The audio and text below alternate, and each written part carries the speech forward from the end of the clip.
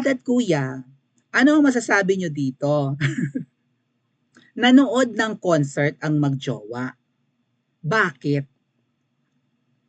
Well, ang ikakatwiran dito ng mga ensaymada, syempre sabihin nila, bakit? Wala nang karapatang mag-relax ang mag-asawa, ganyan-ganyan. Oh, puro na lang trabaho ang gusto ninyo. Syempre, magde-date naman yung dalawa. Ay, kasi alam naman namin na hindi na sila okay. Nagsasakitan ng araw yan eh. Sabi, di ba, may mga flu call na ganap. So, nanood ng concert, inanap ko, syempre kailangan i-verify natin ang lahat ng mga pinipresent dito, no, bago, yeah. O, ayan, mismong galing sa, bago tayo mag-react, mismong galing sa page ni Madam. O, nanood sila ng concert. Mahilig talaga sila sa patay huya, mga walay huya, ng mga yawa. An Evening with James Taylor, Mall of Asia Arena, Pasay Selve, kahapon. Ito rin yung picture mga ate at kuya na nasabi ko na, nandito pa sa Pinas yung mag-asawa. 8 yung itong concert ni James Taylor, 9 pinost ni Direk Daryl Yap. So, imposible naman, medyo magpapahinga itong mga ito, magpapagod sila sa concert. Tama? Hindi agad sa kanya, mali naman natin, baka maapakasipag na. So, Deadmatology ang magjowa, nanood ng concert. Siyempre, kapag ka-foreigner ang performer, alam niyo naman, very New York si Madam, di ba? Nag-enjoy sila. Tsaka si Kuting parang hindi naman talaga pagod, no? Parang hindi naman siya katulad ni PRRD, no? Nabagsak ang katawan. Si Kuting talagang easy go lax. Ma-share ko lang mga ate at kuya ha. Ma-compare ko lang si Kuting, kung hindi man silang mag-asawa, sa naging teacher namin sa mga naging professor namin nung college. May isa akong teacher ko sa physics, at saka sa chemistry. Pagka pumapasok yan, pagdating sa classroom namin, pagod, taranta, pawisan, nakakotse naman yun eh. Pero parang kulang sa tulog yung teacher namin, puro puti na, gray hair na siya eh. However, yung teacher namin sa English subject, fresh, postura, nakapulbong, kapal, pulang-pula ang labi, no? Maayos na maayos. Makulay ang buhok, bagong reband, talagang blanding-blandi. Talagang kagalang-galang ang pinagpitagan. Yung teacher namin sa physics and chemistry, pungas-pungas lagi. Ang mahirap pa nito, yung teacher naming Hagarda bago dumating sa classroom namin, ang subject namin ay sa kanya ay umaabot ng 5 hours. Imagine that. 5 hours. Saka nakakakita ng subject na 5 oras mga ate at kuya. Hindi yun hindi yun ang namin main subject or major. Hindi kasi English major ako eh. Yung teacher namin sa major subjects namin na English teacher, fresh, hindi haggard. 3 hours lang ang subject namin sa kanya. Minsan 2 hours nga lang. Yung pupungas-pungas sa teacher namin, within 5 hours, syempre expected mo maraming ituturo. Pero magaling. Umay ang estudyante, mga ate at kuya, ang attention span ng mga estudyante ngayon, 15 minutes lang. Buti na lang kami college na medyo matyaga. Kailangan yan ng mga nagka-college, no? Pero yung mga high school ngayon, 15 minutes lang. Inip na yan, inis na yan. No? Sa 1 hour na subject, Diyos ko, kwento na lang ang gusto ng mga estudyante. Ay! Disconnect tayo. Wait. Okay ba? Okay pa ba? So, but still, kahit na 5 oras yung subject namin sa teacher na lagi na lang haggard pagdating ng classroom, very passionate sa pagtuturo. Sino ang, mga ate at kuya, kayo, comment nyo nga, gusto nyo ang physics, chemistry, yan ba yung mga gustong-gustong subject ng mga estudyante of all the subjects? No. Even math, iilan lang kaming mahilig sa math. Ang physics may math. Even chemistry may math. Pag nagko-compute ka ng mga ng mga atomic number, atomic mass, yung periodic table of elements, yan. Nagko-compute ka rin yan, di ba? Kapag kami mga gumagawa ng mga compound, kuning-kuning, no? From elements to compounds to mixtures, mga mixtures, kung ano pa yan. Nagko-compute ka rin, may math, walang natutuwa. Tapos 5 oras. Pero mga ate at kuya, yung teacher namin na yon, siya yung parang siya yung kapag nire-rate sila ng school namin, siya yung parang most outstanding teacher. Kasi maiintindihan niyo naman ng mga teacher, dala hanggang bahay ang trabaho. Pagdating ng bahay, magpipirma pa yan ng mga projects sa mga bata, magko-correct, di ba? Ganun. Kung ano pang gagawin ng mga teachers, magpiprepare pa ng lesson plan ng agang gumising. Kaya hindi ako nakukonvince magturo mga ate at kuya. Hindi ako excited or hindi ako enthusiastic magturo. Dala ng mga maestro at maestra ang trabaho hanggang bahay. Haggard yan. No, mabuti nga ngayon, inigsi ano yung oras ng pagtuturo. Dati 8 hours yan, 9 hours sa school. Ngayon po, mga 6 to 7 hours na lang, binawasan na yung load ng mga teachers, no? So, still, marami pa ring trabaho. Pero kahit ganun, gusto ng teacher na yun ang kanyang ginagawa. Ba't ko to kinikwento sa inyo? Para kasi si Tatay Digong yung teacher na yun. Nagpupuyat yun, nagpiprint yun. Hindi siya naniningil ng mga piniprint niya mga test papers, mga ate at kuya. Kahit yung mga pinapa-photocopy niya, pag exam o nagpapa-quiz, hindi niya sinisingil. Also yung mga dididikit niya sa whiteboard o sa blackboard na mga pinipresent niyang mga visual aids, nagpapaprint yun, colored pa para maganda sa paningin namin yung mga molecules, mga atoms at kung ano-ano pang mga tinuturo. 'Di ba sa chemistry and physics na nakaka-excite sa aming mga estudyante. And hindi siya nakakainip magturo, hindi siya confusing, makinig ka lang, hindi boring, nag-i-insert din siya ng mga humor, ng jokes, gano'n. So, hindi nakakainip. Gusto niya yung ginagawa niya. Whereas, yung teacher namin sa English na major subject pa naman, wala. Magpapa-report lang yon. O, Melanio, ikaw mag-report sa Monday. O, ikaw naman, Reyes. Ikaw naman, Gonzales, sa Wednesday. Hindi siya nagtuturo. Nakaganon lang. Sige, tapos na ba? Okay, class dismissed. Hindi man lang kinorek-korek yung mga reporter. Maui, mali yung sinabi mo. Maui, may kulang sa report mo. Bakit ganun lang yun, Maui? Nasaan yung verb? Nasaan yung adjective? Bakit noun, pronoun lang ang report mo? Di ba? O nasa yung mga punctuations, ba't hindi mo discuss yung mga punctuations and whatnot? Pagkatapos ko ng report, okay, class dismissed, submit your assignment, submit your test paper. Tamad magturo, may oras pang kumustura. I'm comparing them sa mga professors namin kasi sa tingin ko si Kuting hindi naman nahahagard. Mahilig sa fashion show, mahilig umattend ng kasal, mahilig sa concert, nag-helicopter pa nga, nabash nga, dermatology siya. Nung nag-helicopter yan, papunta dun sa Philippine Arena, right? Yung concert ng, ano ba yun? Yung, si Chris Martin, sino yung nag-concert na yun, na nag-helicopter pa si Kuting, nabash nga siya. Sabi niya, I am a music lover. Yun ang palusot niya. Hindi mo lang tinabla ng hiya ang inanitan. And now, nanonood ng concert, mukhang naka-duster lang si Madam. I don't know kung anong goal niya dyan. Hindi ko ba napapakita sandali. Ngalgal ako ng ngalgal sa ating. Ah. Ah. Saan ka na? Ito si Madam, umattend ng concert. Anong sabi nanood ng concert sa MOA Arena. May bangaw na nakapasok, ang pangalan niya, Mike Delna. Bangaw ba yan? Manood ka at makinig ka ha, bago kang umalngal dyan, mapapahiya ka. So, anong sabi ni Pebbles dito? Basta concert, nag-react kasi si Miss Pebbles, Matat Kuya, basta concert, hindi na mawawala ang pictures. Present lagi sila, madam. Baka need talaga nila mag-enjoy sa sobrang dami ng trabaho. Kung maraming trabaho, insensitive nga daw, so manhid, no? Matigas ang mukha, sabi ni Pebbles. Present daw ba sa may concert, lalo't ang performer, foreigner, no? Lalo't familiar sa kanila yung siguro yung magko-concert sa Pilipinas, o attend talaga, no? Hindi napapalampas. So, sa sobrang pagod, feeling ko mga ate at kuya, wala silang ginagawa.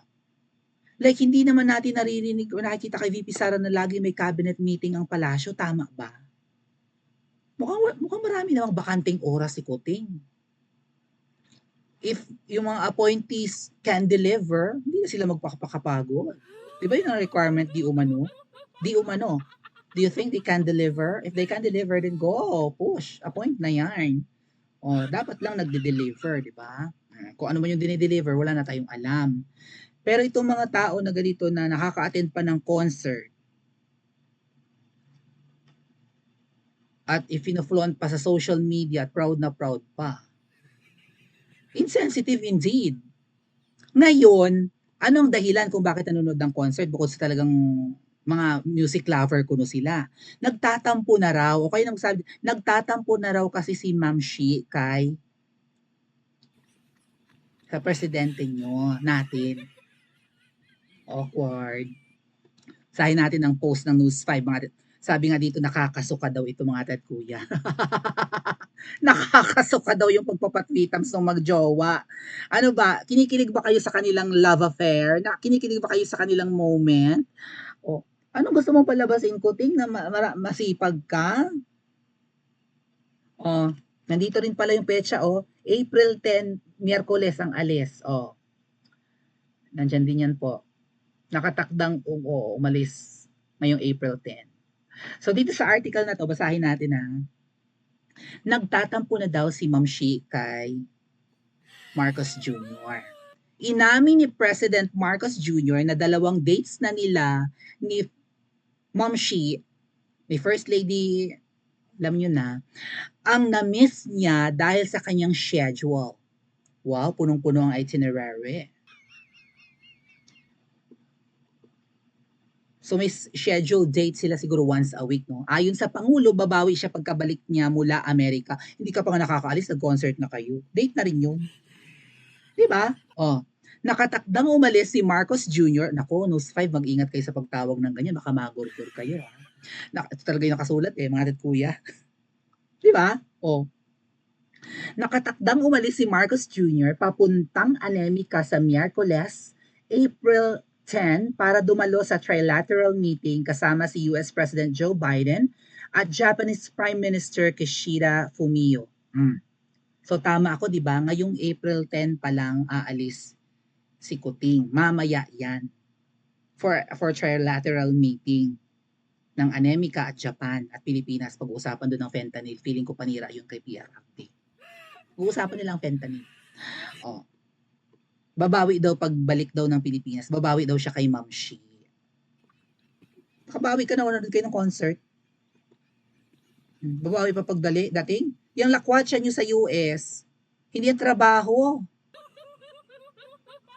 Hindi yan trabaho. Kung tutuusin, alam niyo mga dad kuya, bakit hindi mo gawin pala President Marcos Jr. ang ginagawa ng ama mo dati? Sa dami ng titrabaho, kung ganun man talaga, kung matino ang tatay mo sa dami ng trabaho ng tatay mo, si Madam Imelda minsan ang pinababiyahe niya abroad. Kaya nga kasama ka lagi doon mo yata nakuha sa nanay mo yun, yung pagiging lakwatsero. Kapag maraming gagawin ang presidente or hindi niya, yung tatay mo at hindi niya kayang iwan ng Pilipinas, si Madam Imelda ang pinaalis at kabuntot ka doon, lagi kang kasama. Si Madam Imelda ang pinaalis para harapin yung mga, 'di ba, yung mga leaders ng ibang bansa at humaling naman sa ganda ni Madam Imelda. At ino-honor naman ng mga world leaders si Madam Imelda bilang First Lady. So, kung talagang si Kuting ay nagtatrabaho ng matino at kung totoong siya'y busy, bakit hindi sila mag-multitasking? Bakit hindi sila maghiwalay? Pwede naman niyang usapin ang unang ginang. Pwede naman niyang gawin yun. O ikaw makipag-usap kay Biden, pag-usapan niyo doon. Kung hindi ka talaga pwede, ikaw munang maiwan sa Pilipinas, intindihin mo muna ang ibang secretaries ko. Total mukhang siya naman talaga ang umiintindi. At wag ka na munang sumama sa biyahe ko. Ang biyahe mo kasi Kuting, kaya halata na lakwat siya. At lamierda, kasama mo buong pamilya mo. In fact, yung anak mo na panganay, kasama pa yung artista. Hindi mo pwedeng i-deny yan. Nakuna ng picture sa Japan, nakasama yung sexy star na yun, na merong indie film, nakita ang dede na lawlaw na at ang bubonic plague na makapal sa hagdana na hinahabol ng lalaki. Yes, yung alleged jowa ng anak mo Kuting na sexy star ay kasama niyo sa Japan. At kontrang-kontra pa nga ako, sabi ko parang hindi bagay kay Sandra itong babaeng ito kasi parang bastusin kasi ang laki ng dede, hubadera, kita ang bubonic plague. So, bakit sinasama niyo yung artistang yun, yung jowa ng anak mo? Part ba siya ng Philippine delegation? Yung asawa mo, ano ang role niyan? Hindi ka pa makabawi? Date? Pwede nga kayo mag-date sa loob ng aeroplano? Pwede ka namang mag-wine doon, mag-steak, 'di ba? Ang date natin is above the clouds, o in the heavens. Di ba sosyal? O, ano sasabi mo? Ano, pagpapakyut mo nga sinasabi nyo yun, nga, nagtatampo na raw, nagtatampo sa'yo. Si Ting Ting Ting Ting kaya hindi nagtatampo? O, Sir, nakakasuka raw. Sabi ng hakbang ng maisog, nakakasuka itong mga kilig moments ninyo. Mga nagtatampo, babawi na lang pagkagaling ng US kasi busy pa ako eh. Pagbalik ng Coldplay, ay sa Coldplay ba yung concert saan? Oh my God! Oh, hindi ka pa nakakabawi, nanood na nga kayo ng concert. Oh, nakakaalibad-bad. Yung mga kilig moment nyo, hindi naman kayo mga teenager, well, mga baby face, baka mga isip bata nga kayo. Kasi di ba dun sa video no, ni Ma'am Shi dun sa airport, di ba may kending-kending pa. Mga isip bata yata itong mga to. No? Ang hirap, parang mga immature sila. Actually, mga dad kuya, may nag-send sa akin ng, hello po, I think it's Ma'am Ruby. Nag-send siya sa akin ng mga images, at maybe i-present ko na lang yan sa mga susunod nating vlog, ng mga pinagkakaabalahan ni Kuting nung siya ay teenager pa. Puro siya pasarap, nasa yate, tagay-tagay, party. Well, sumasama siya minsan sa nanay niya sa mga state visits at kung ano pa man. Pero nung kabinataan niya, puro concert, puro party, puro laklakan, laklak ng laklak ang lolo niyo. Nabudol tayo, ano? Agree ba kayo? At saka, hindi, bukod sa nakakaalibad-bad yung mga pakilig moment na nagtatampo na ang asawa ko at babawi na lang ako pagbalik ng US kasi busy pa ako magta-travel. Sa kasama mo naman. Eh di kumain kayo ng ano doon, hotdog sandwich sa ano, sa New York, sa mga food ano doon, sa mga food stall o kung gusto niyo mag-date kayo sa ano, sa Hudson Yards. Gusto niyo kumain kayo sa Empire State Building or sa One World Trade Center doon sa rooftop or sa ano, penthouse or sa observation deck. Mag-date kayo doon above, di ba? On the highest point of the Northern Hemisphere if you want. Parang, Diyos ko, sino si Ting Ting Ting Ting Sir nga pala? At saka nakakairita dito, ayan na nga, sabi mo babawi kapag balik, hindi ka pa nga nakakaalis, nag-concert na kayo. Deadma kayo sa panawagan ng taong bayan, no? Ang mahal ng bilihin. Pinagdududahan ka, sir. Baka mamaya lutang ka sa mga pangako mong 20 ang bigas. Baka epekto yun ng pulburon. Lumalakas ang panawagan na magpa-drug test ka, bungol-bungulan ka. No less than the former president ang nagsabi na ikaw ay nagpupulburon at hinamon ka na magpa-drug test, bungol-bungulan ka. Even yung dati mong executive secretary, Attorney Vic Rodriguez, nag-volunteer na mag-drug test just to prove everyone, walang posisyon sa gobyerno yun na dapat ang mga nakaupo sa gobyerno ay malinis at hindi clouded or apektado ang utak ng mga prohibited substances. Deadmatology. Magta-travel ako, manonood kami ng concert, packets. So ito ba yung nangako na itutuloy ang nasimula ni PRRD? Napapantayan ba niya ang mga nagawa ni PRRD or nahihigitan? Or wala sa dumi ng kalingkingan? Or mas malala pa siya kay Ngoy Ngoy? Pa-comment po sa comment section at mag-like and subscribe din po kayo.